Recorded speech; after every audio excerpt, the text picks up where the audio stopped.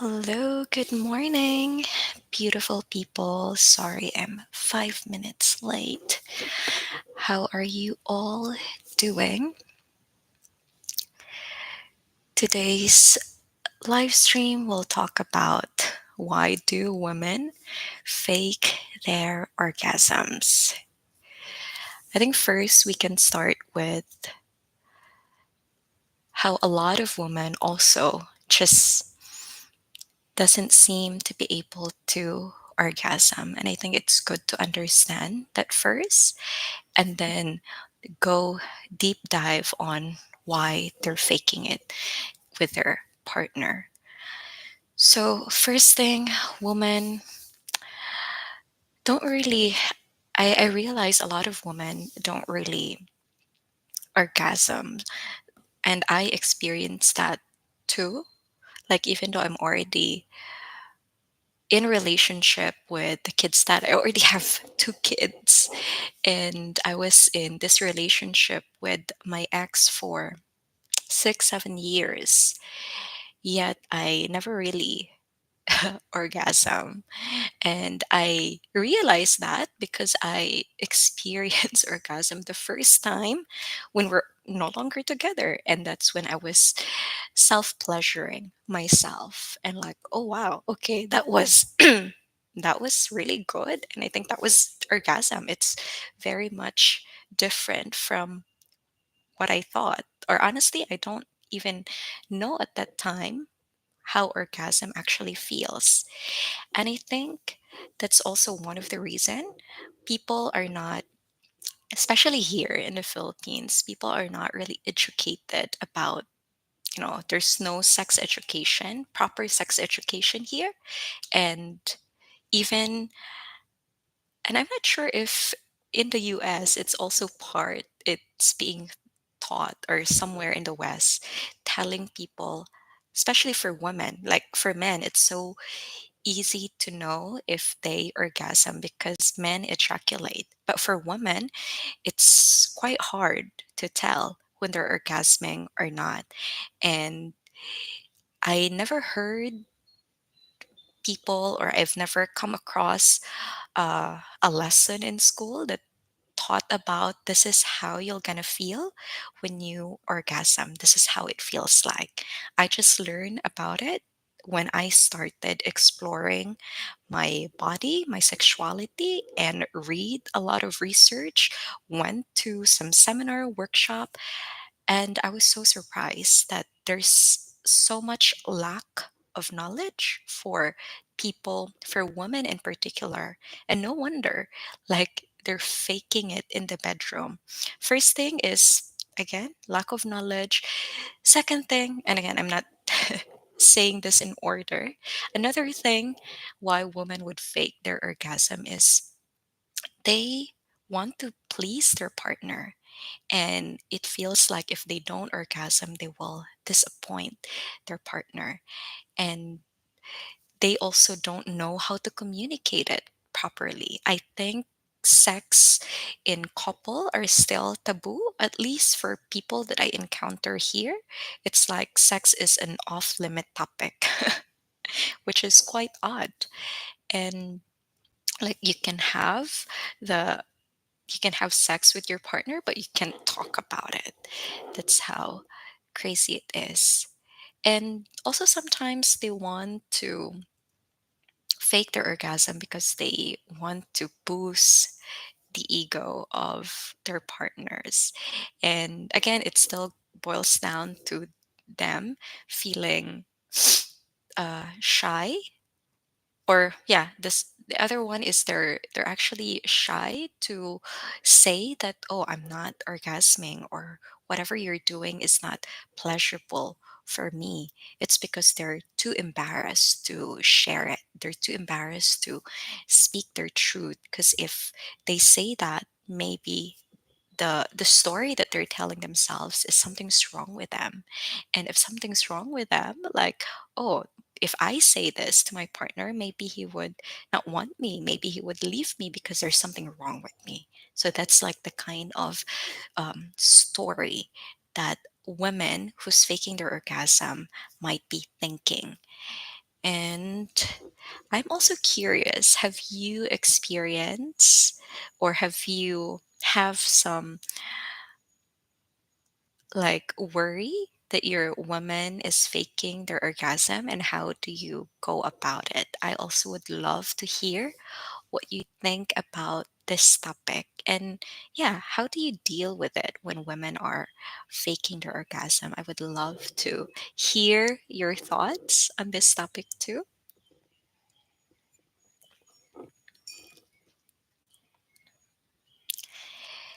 And I would also love to know where you guys are watching from. So if you can type down your name, where are you from, so that I can shout out for you.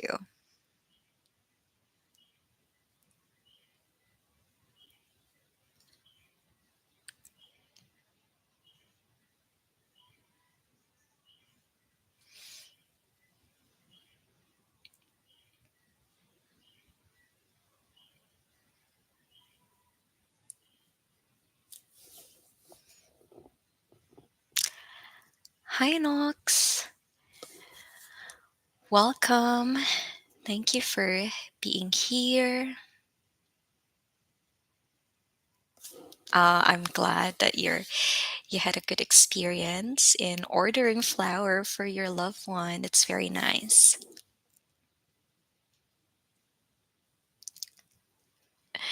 Now, going back to our topic, another reason why a woman would fake her orgasm is to avoid discomfort.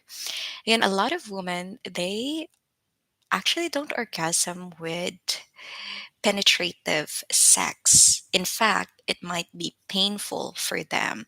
So if they will fake their orgasm, they would make the sex quicker. Therefore, the discomfort that they're feeling would end sooner. So that's one of the reason why women would do that. And again, it's just sad when that's why communication in a relationship is very important, and having an open and honest conversation around sexuality is really important because there is a lot of nuance things that we can explore in that realm. And just going back to some of the reason why women might struggle to orgasm is uh, inadequate, sometimes maybe lack of stimulation as well. And it's it would be a struggle for men to identify what stimulates their woman if the woman itself don't even know her body. So I think first thing that most women can do is to just really educate yourself. Like, I personally realized back then that I have such a lack of knowledge in sex, regardless of the fact that I've been in relationship. And when I started, like, not just reading book, watching videos, but also just really exploring my own body with my own hands, with my own self, like, it gives me more education, knowledge, and learning of like, wow, this is how it feels like for me if I touch myself this way, if I touch this part of my body. And woman who doesn't do that, who doesn't explore herself, would really have a hard time communicating it with her partner, and would always be in a constant wish that, oh, I wish my partner would touch me this way or like this. Or sometimes they will just be so surprised, like, oh, that part is actually very good. But then the next time, instead of expressing it to their partner, they would be too embarrassed. And that's one of the reason why when they're in a situation where they don't really feel stimulated, but they don't want to disappoint their partner, they're just faking it, unfortunately. Scott Flaherty, sorry if I mispronounced the name. I would assume some fake because they don't feel like it is going to happen, but they don't want their guy to feel like he failed. More common with newer couples, I think. Totally right. Yes. Women, we don't want to, of course, like hurt our man's feelings. So when we're in the middle of hot, steamy sexual encounter, and if we don't feel orgasming, which is like, you know, fake it. Jake Green, why do you fake it? Why do I fake it? For those reasons that I've shared earlier, those are also reasons that I can relate and can resonate and definitely have done. Now, at this point of my life, I realize that there's really no need to fake orgasm. And it's fine to not feel or to not reach orgasm. When I'm going into an intimate moment with my partner, my goal is to feel pleasure. And I don't have to orgasm to feel pleasure. Just by cuddling, touching, and just being close with my partner, that for me is very pleasurable. And that's actually one key like secret for me to still experience sex fun, still experience that moment as like very successful is because I feel pleasure, I feel connected, I feel intimate with my partner. Orgasm is just a bonus. And I think I if there's an advice or suggestion that I could give to couple is that don't make orgasm the goal, because if you aim for that, you might set yourself for disappointment. So what about eliminate a certain goal and just actually aim to be more connected with your partner, to be intimate with your partner, to get to know your partner? And I think that sense of curiosity in exploring your partner's body, in exploring someone's body, is more, at least for me, is more interesting, and it's more, I don't know, just exciting than just thinking of the orgasm itself. Because when you reach the orgasm, I feel like that's already done. And I want that exploration to actually continue, continue, continue, and not just get there and finish.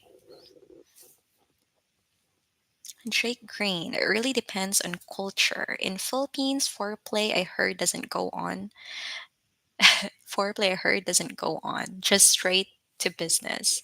So true. And my thoughts for that is, I think because in the Philippines, it's so common to have an extended family. Privacy is not very common. So for couples who wants to get intimate, they want to do it quick and as much as possible silence, because they don't want, maybe their kids would come home or maybe their family is there, so they're just doing it quick. So yeah, unfortunately, that's one of the reason. Thank you, Jake, for your thoughts. Hello, everyone. How about the other people out there? Where are you watching from? And yeah, any question have you experienced? If I wonder if I have a woman viewer, would be nice. Have you also or fake your orgasm? And what was your reason for faking your orgasm?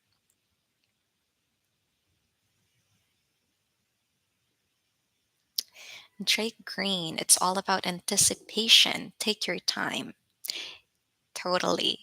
And I followed this holistic expert Chaya, and she talks about if there's five love languages, we also have five erotic blueprint, which means five language of us, you know, how we express ourselves sexually. Maybe you're an energetic type of person, and the energetic type of person actually love anticipation, love foreplay, and prolonging, the the anticipation, the longer it is, the better. It just makes an energetic person want it more. And there's also people who are sensual. So people who are sensual, they like to have their senses ignited. That really turns them on. The sense of touch, smell, taste, all of that. And also people, uh there's type of erotic blueprint as well who is kinky. So kinky people, they get aroused having by being intimate with their partner and doing some taboo things. And taboo can vary. It depends on what is taboo for you. For other people, doggy style is already a taboo. And if you do it that way, it's already very kinky and hot for them. Or people would like if you're blindfolding each other, being tied up, those are the type of kinky stuff that would really turn a kinky person on. And the other one is sexual. So, sexual people are the kind of people who just see sex as what we know it, like get naked and let's do it. The penetrative way of sex. Those are the sexual people. And the fifth one is a shapeshifter who wants it all, who likes anticipation, who likes kinky stuff, who likes to who likes their senses be ignited, and also what was the other one? But anyway, it's fascinating, and I think I created a video about explaining further and clearer what those five erotic blueprints are. And yeah, I was so surprised that yes, I may be able to speak all those language, but there's really one thing that excites me the most, and the anticipation part really excites me the most. I want those anticipation. Curious about you guys. Yes, I am dating a foreigner, and thank you.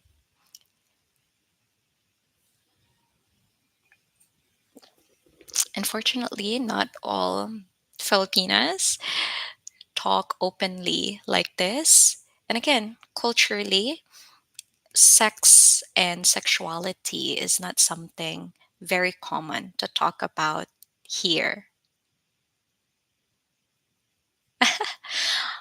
To be honest, before I met him, I was already exploring. I was already exploring myself. I was already curious. And I also noticed that when I started being more open and being more curious, I attracted better quality of people in my life, and it creates relationship that I have built even better. Not because I'm not rigid anymore. I realize there's a lot of beliefs that I have built growing up, being here in the Philippines, that doesn't serve me. And it's not just about the sexuality, it's so many things, approach in life, toxic Filipino culture. And when I just decided that, you know what, I don't have to follow this belief just because the society believes it, it doesn't mean that it's right or it's true. Maybe it's true for other people, but it's not true to me anymore. It doesn't serve my life and the kind of life that I want to move towards. So just being able to let go of all those. And when I meet people, when I talk to people, I don't feel negative and judgment around them, because I just realized, like, when you grow up, may it be from a different family or culture, you might have a different perspective in life, and that's fine. You don't have to agree on things. You can just be curious and, like, oh, wow, I see the world this way, and you see the world that way. That's fascinating. No need to argue. And I just love that I am partnered with someone who also views the world like that, just being open to exploring and understanding. And I think sexuality, going deeper and diving deep to that, gives you a lot of wisdom. And that's why, for me, it's a topic that I'm really passionate about, a topic that I really love to explore and understand more. Green, Jake Green, I really appreciate you being so active in chats. What about the rest? Do you have any question or thoughts about this topic? Jake Green, as Philippine is untouched country. It has innocence, but you are exposed to Western culture and TV if the person hasn't experienced it in real life. That's true. There is definitely a lot of, well, I wouldn't say innocence. I feel like, what's a better term? I don't want to use the word uneducated because that sounds negative, or naive. But I would see it like that. We are There's a lot of, most of our knowledge here in the Philippines, it's either just knowledge passed along by the generation that comes before us, knowledge from our neighbors, knowledge from our family. If you ask Filipino a question, they would ask their friend, would ask their neighbor. They wouldn't Their default is not to research. Their default is not to get data from a reliable source. Like if it's their parents who say it, or if it's their friend who they trust say it, they'll just follow it without even like really double checking. That's like a default. And I still notice myself doing that. If there's something that I don't know, I just ask Eli, and Eli would tell me, "Hey, why don't you Google it?" And I'm teaching my kids that, if there are things that you don't understand, like try to research, but don't just believe the things that you read in Google, because sometimes there are also just fake data there. So you still have to make sure that you improve your filter when it comes to data. And there's a lot of news in the Western culture that I don't necessarily adapt as well. Like I have my own filter here. I only adapt the ones that feels right for me, feels good for me, and as long as it doesn't harm other people too, then that's something that I would consider. Hello everyone.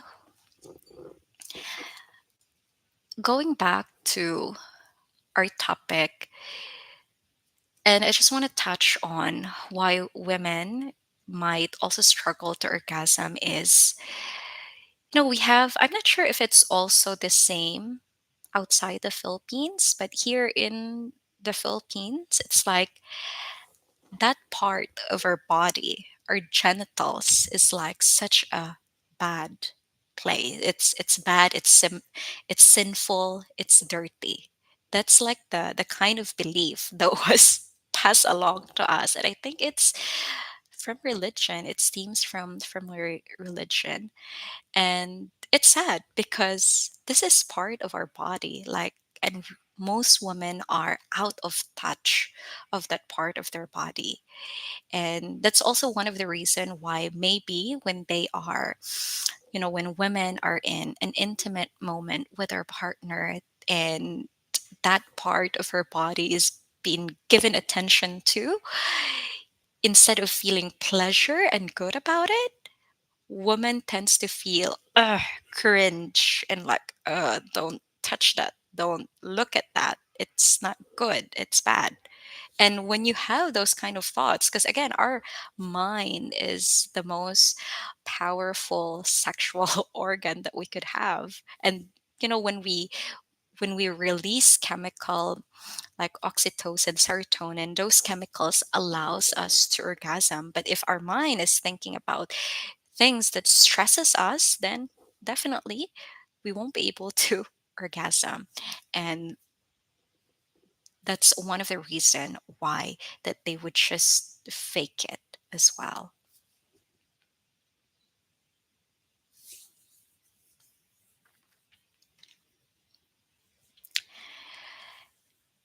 And sometimes hormones also affects women's orgasm. Like I've been paying attention to my cycle, which part of my cycle I feel like my sex drive is just so high, and there's also part of my cycle where I just feel eh. I don't need it, and I can still do it, but it's not as heightened as when I'm on my peak cycle. And yeah, usually if I'm in the ovulation phase, definitely, and also going close to the period. But when I'm in my period, mm, I'm not. And I'm curious. I because I heard other women they get so their sex drive is high during their period. I'm not. Before period and in the ovulation phase, that's when I feel like the sex drive is high. I think I haven't really researched about when is the peak moment for women. I'm mostly just referring on my own experience in my own cycle observation for myself.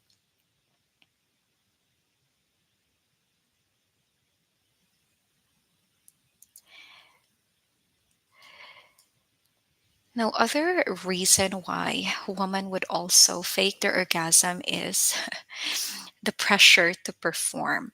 It's like you, because again, maybe the education that we got from sex is through watching porn. And when we have that preference, a reference, we think that, oh, that's a good performance. You need to make that kind of face, make that kind of sound.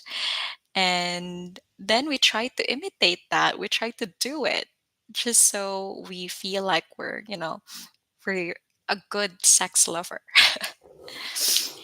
So that's one of the reason why women would fake their orgasm.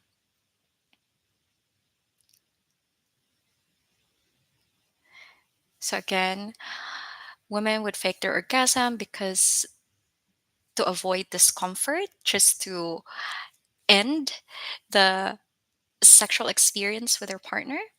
The second one is they want to please their partner and they know that if they orgasm, that would make him feel good.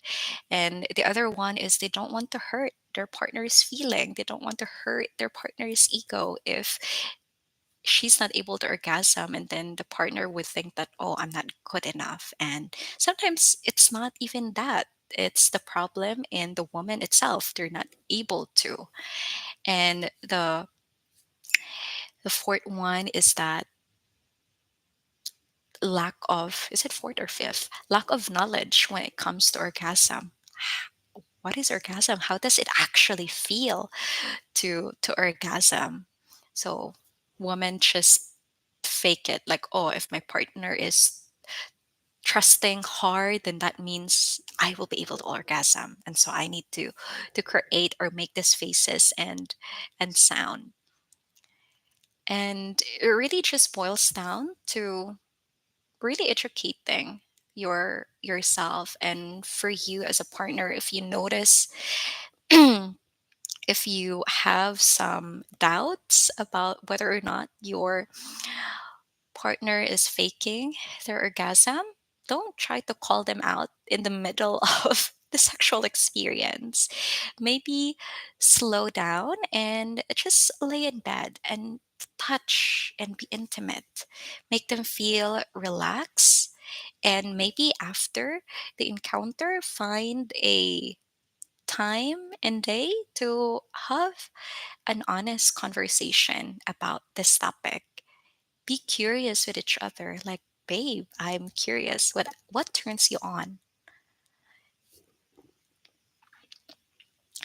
Focus 3.0: How to stay friends with a Filipina but not lose our attraction towards each other. Hmm, that's a very good question. And I think, we need, in order for us to spark desire, we really need some novelty in in our relationship. And I feel like when you stay curious with one another, that creates that novelty because there's something new that you want to discover. And it's hard when it's good that you're still friends. There's still a lot of things to explore in that area. When you're in relationship already with someone for a long time, how can you create that novelty when you feel like you already know the person so much? So one thing that I discover that we can do is like explore new places, try new food, and try different sexual activity, include a role play in the conversation. And if that's too much for your partner, then go a little lighter, explore different places, areas in the house to be intimate. Just add playfulness and novelty in the relationship to keep the attraction and desire really high. Otherwise, it would really, you know, go down and you would feel bored with each other. Thank you, Focus, for asking.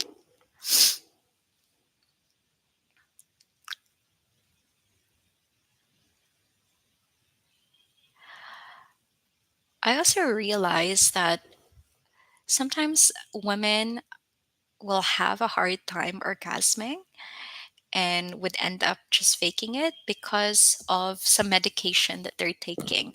I realized when I was on pills back then, birth control, yeah, I my sex drive actually goes down.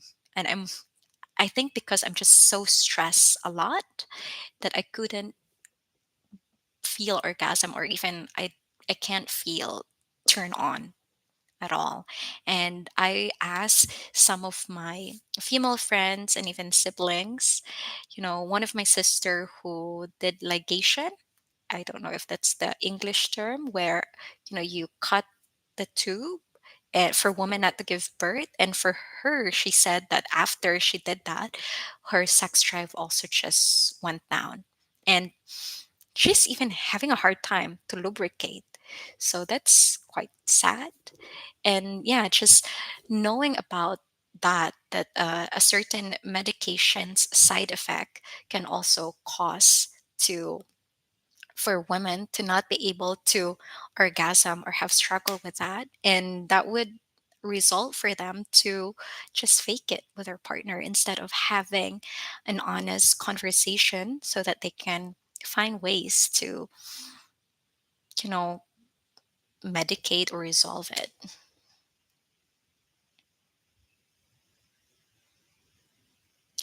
Jake Green, your questions are interesting.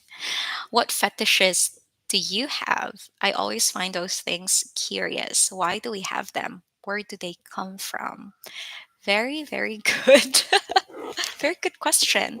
I also ask the same question. Why do people have certain fetish? What is a fetish and where do it come from? I research something. I forgot. I think it was in Wikipedia, and I was so surprised how there's so many hundreds or more fetishes that people have. And I'm not quite sure where it come from. There's I'm still curious of finding it out, and I definitely have my fetish, and it's such a weird fetish for learning. Like, if I realized that when I was learning how to become a good writer, And as I was watching the video, I just realized, like, holy cow, I'm touching myself. Like, what the heck? What's going on? So I started researching, and yeah, there is actually a fetish of getting turned on by learning. And I think that's where this sapiosexual type of person comes from, is that they get turned on by an intellectual. If they get stimulated by an intellectual conversation. And yeah, for me, if I met someone who really intellectually stimulate me, it turns me on somehow. My curiosity is open.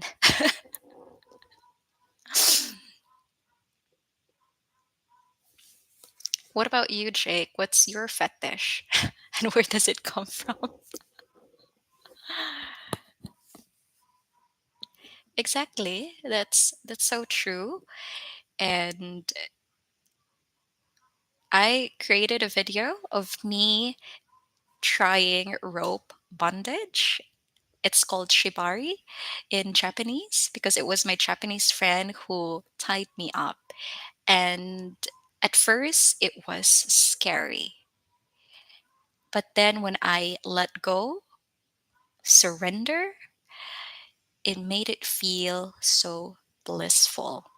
And I was fully clothed, I was fully covered, long sleeve, leggings, and being tied up. And when I just let go and surrender with the experience, my senses just heightened and I feel the sensation of the rope in my body. And instead of feeling captive, I feel being cuddled, being hugged. And I think that experience really opened me up. It's like a sexual enlightenment for me that made me really curious to, wow, it's amazing how this certain experience could actually give me all this different type of emotion. It's blissful, it's therapeutic. And no wonder there are certain people who enjoy this BDSM type of thing. And I read and watched some documentaries of people who are so immersed in that kind of lifestyle. And for some of them, it's their way of expressing their self and healing their trauma as well. I think for me, I have a lot of trauma when it comes to not being in control of my life because growing up here in the Philippines, being the youngest of 12 kids, I don't have a voice in the family. I'm always, my opinion is unheard of because I'm the youngest. The younger you are, the your your opinion doesn't really matter in the family hierarchy. Whoever is the oldest in the family, that person has the last thing to say. That person has more authority.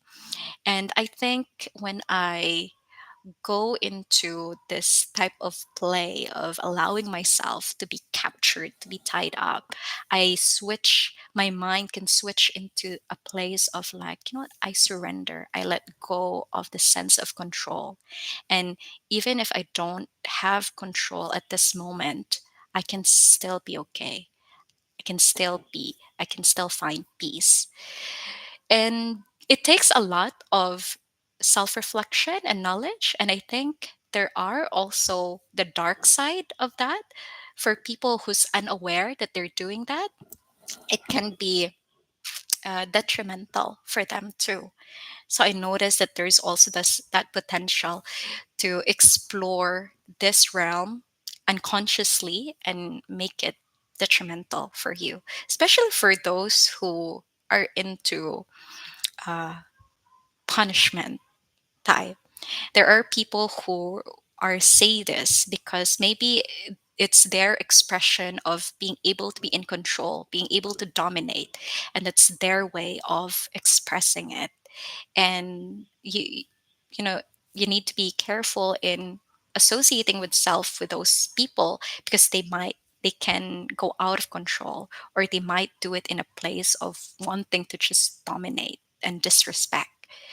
And there's also the good side of that is to actually, because there's a layer of pain becoming pleasurable.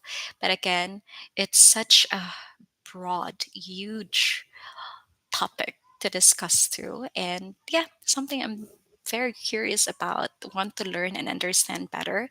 And hopefully I could educate all of you, and especially people here in the Philippines, to look at it and not just judge it right away, but be in a place of curiosity. You know, most people, when they don't understand things, their default is to judge it instead of just be curious about it. So I'm very appreciative of you, Drake, for being very curious about this topic. Thank you as well, Focus, for being here. Scott and Knox, thank you. Knox.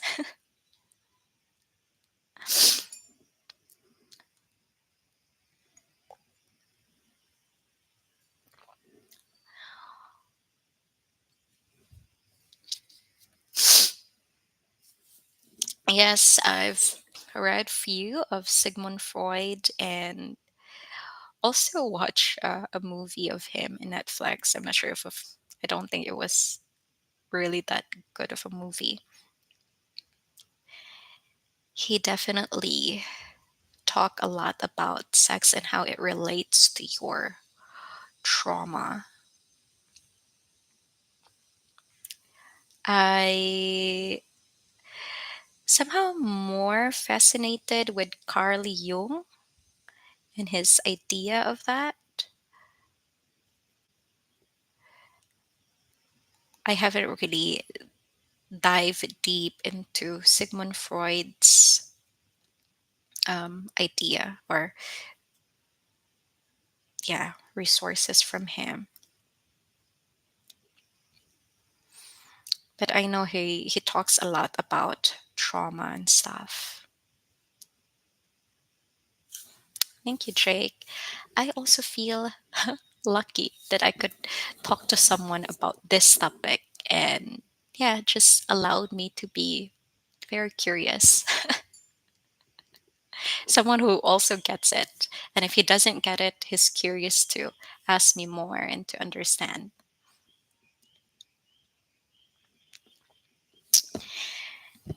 And I think all of us can have a relationship like this, where we come into a relationship and grow in the relationship. I feel like that's the ultimate goal, the ultimate why.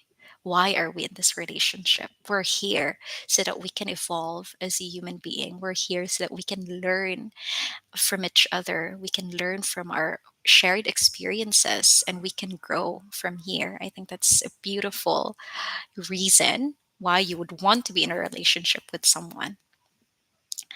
Focus 3.0. I'm in an LDR with a Filipino. We're just friends for now. We like each other a lot, though how to maintain that attraction or each other through LDR? That's a very good question and very clear and concise. Thank you, Focus, for um, sharing that and giving me more context. I think that's very good that you are establishing friendship with someone, especially if you're far apart. That space between you, that, you know, it's a good time to utilize that space and time to try to get to know each other in a deeper level. And I'm also curious, have you met each other already or not yet? I'm surprised. I really didn't believe that LDR can work. But when I was active in chatting in dating app before, I have actually a few people that I've built such good connection with through chatting. And those were the people where we don't have certain expectation of like, okay, we're chatting and it's just going to be the two of us. We're very honest with each other, like, oh, we're chatting, but you know what? Let's continue chatting. Let's keep in touch, and let's just not have so much expectation because again, we haven't met yet. We haven't. We really don't know if we have chemistry if we met. So just putting that in the front line relieves us for the stress of overcommitting to someone that we haven't met yet. So I guess that's something that I want to point out. Let go of the expectation that this person is going to be the one because you'll never know. Instead, just enjoy the experience of getting to know someone, of connecting to another human being. I think it's beautiful thing, and be curious with each other. Like how tell me more about your country, tell me about your plans, tell me about your goals in life. Or I created a video about sexting. I'm not sure if you're in that level of relationship, but I like to also explore like if I'm chatting with a new lover, I would always start with well, it's not me someone introduced it to me asking question like what do you prefer, hot or cold, mountain or sea, doggy style or missionary. Like start out with funny and witty Q&A like that.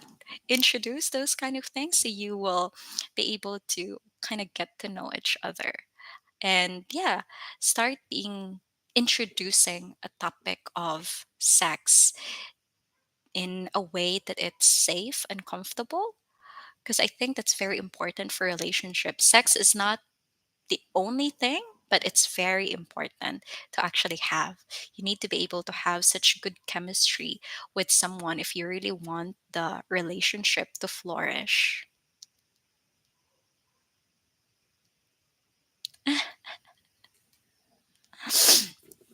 So yeah, just ask curious question, ask about not just how are you, how's your day, those were mundane questions to us, but go deeper, go a little bit deeper. What is your dream in life? What's your goal? And if you will have a relationship, what's your idea of a relationship? Because that's also the a place where you can tell, oh, is this person just wants serious relationship? Is this person wants to explore more, travel more? Does this person wants to settle down and start a family? So ask those type of question to get to know each other. And what do you value in life? Like with my program that I'm running, I always start by identifying your values in life. What is it that you really care about? You know, what and that could actually serve as a foundation for your relationship. I'm someone who really value continuous growth and learning. Does this person also value the same thing?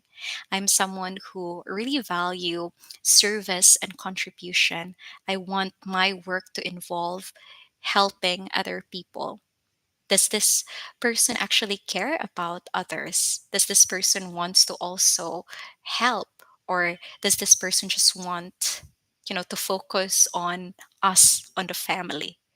So those are good question to actually ask with someone. What do you value in life? What's your idea of a healthy relationship? What turns you on? Those type of question. Jake Green, if so, did your friends come more open than before?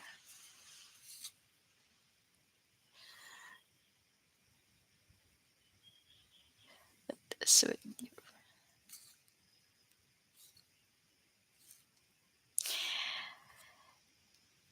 yeah, I'm glad that Jake and Focus, you both are having a nice chat, back and forth chat, and just to jump in to that chat. Yeah, for women here, we wouldn't be the first person to initiate um topic around sexuality. So, but you'll be surprised if you actually start to ask question, they might be more open than you think.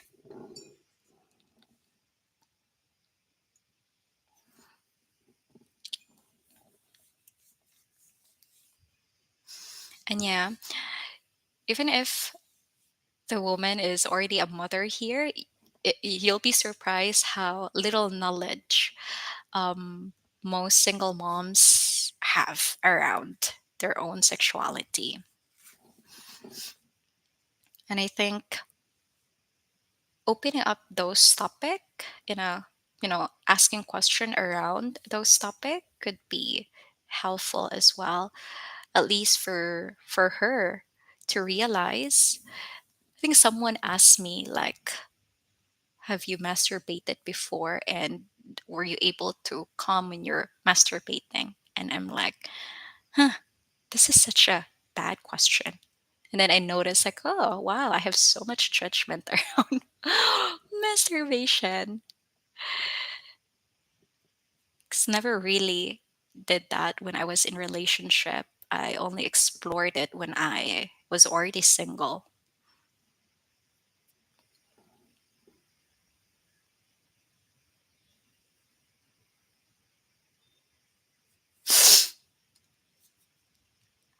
I actually, yeah, I think for a lot of people, I'm reading your chat here. Focus is engaging regarding sex topic. I try to avoid it. I don't want her to think I'm not serious with her. I'm surprised, or yeah, it's interesting that a lot of people they think that when you jump into the topic of sexuality, it's not serious, or it may come across that that's the only agenda that you're looking for. And it doesn't have to be that way. And again, if you're also interested in establishing a deeper relationship with someone, you would want to know that aspect of the relationship. And I think it's just a matter of positioning it. How can you open a topic like that without it sounding creepy, without it sounding like that's all you want? And I'm sure you know you've already established. I wonder how long have you been talking and chatting with each other?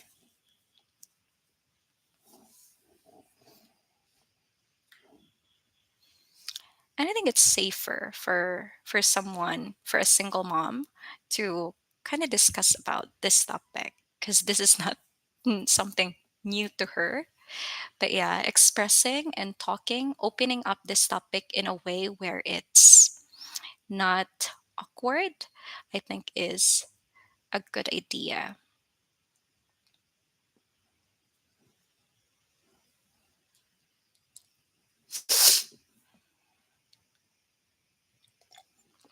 You can start by declaring your intention that, hey, this is something that I'm curious to know about you. But if you don't feel comfortable about it, I I'm also not forcing you to engage. I actually I'm curious about the topic around sexuality. And you can be vulnerable. You can start by yourself being vulnerable. Like, I'm someone who's actually a very sexual person, or I'm someone who actually like to explore this area, or I'm actually curious like what turns you on. For me, this is a part that actually turns me on. Or what is something that you, or maybe you can start light. I think I jumped straight to, you can start light of what do you like about someone physically? What is it that what's your favorite physical aspect of a man? Yeah, you can start with that.